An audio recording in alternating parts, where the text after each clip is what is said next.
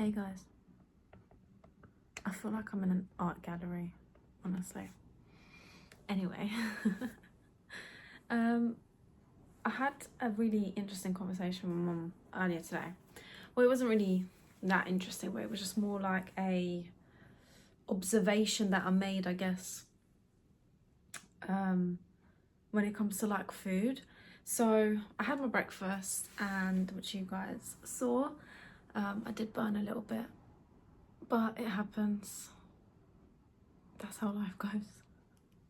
It was still yummy, but yeah. And afterwards I had like some chocolate, and I usually do that, like I'll have like a sweet treat after my food because I need to balance it out, because I'm more of like a savory person, but also I need that sweet little after to satiate that craving. It's interesting how my relationship with food has changed so much, because when I think of like my past self and how physically food would make me feel because of the way that I thought of it, and how the mind and the gut have such a massive connection to each other. And I mean, they call the gut the second brain, and everything you eat is absorbed, right? So it's gonna impact the way that you feel physically and mentally, emotionally, I don't know. But I noticed such a big difference with the way that I actually thought about food and the food that I was eating. So obviously making changes in like your overall diet is going to have such an impact on how you do feel and how everything else is absorbed in your body.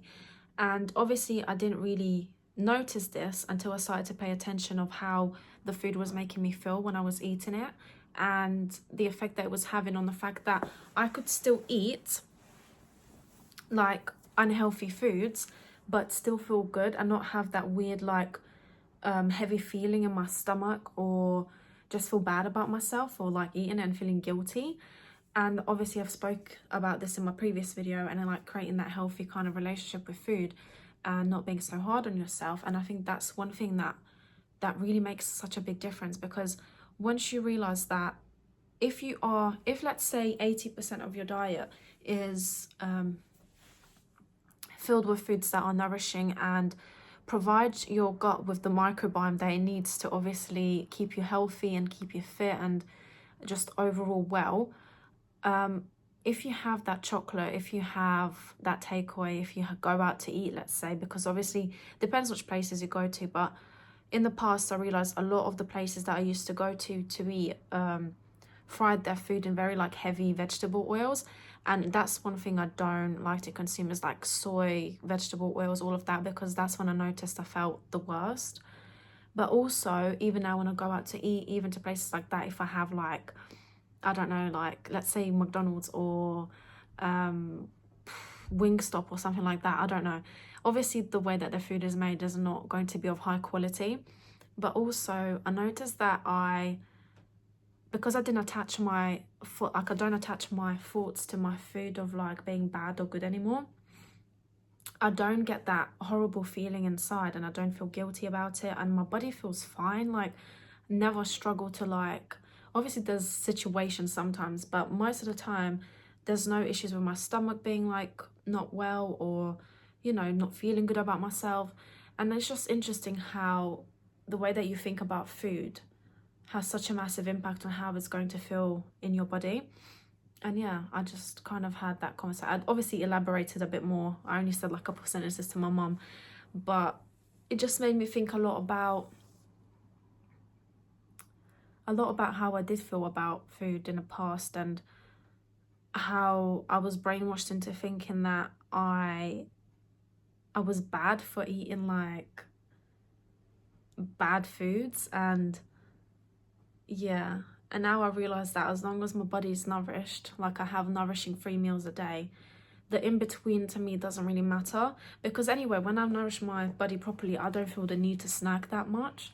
Like I said, I might have a sweet treat here and there, but that's pretty much it.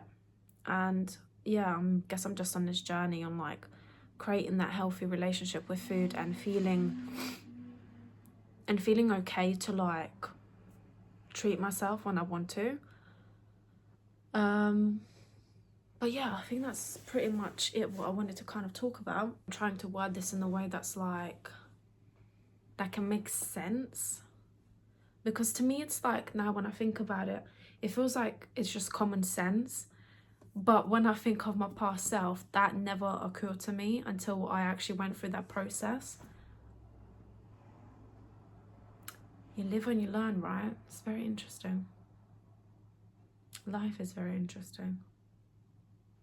And I guess it's just all about you finding what works for you, isn't it? And not manipulating yourself into thinking something works for you, no, it really doesn't. Because I used to do that a lot when I think about it. There's a lot of things I would do that were like, oh yeah, that's good. But it's like the placebo effect, isn't it? And maybe a lot of the time, that's all it is. Anyways, I'm getting a bit too deep and philosophical now. You know me. But yeah, let me know what you think. How do you think of food? Do you see it as something that's just there to nourish you, or something that you can indulge in? Something that's just there? You a foodie? You like food? I think everybody likes food. But I do think to myself sometimes I would love to have like one pill that you can take that gives you all the nutrients and everything that you need, so you don't have to worry about making food. But then the process can be quite fun if you enjoy what you eat. And yeah, that's another thing. Like, once you start to feel good with the foods that you eat, you enjoy making it, and you don't see it as like a chore or something that's a burden. I cannot.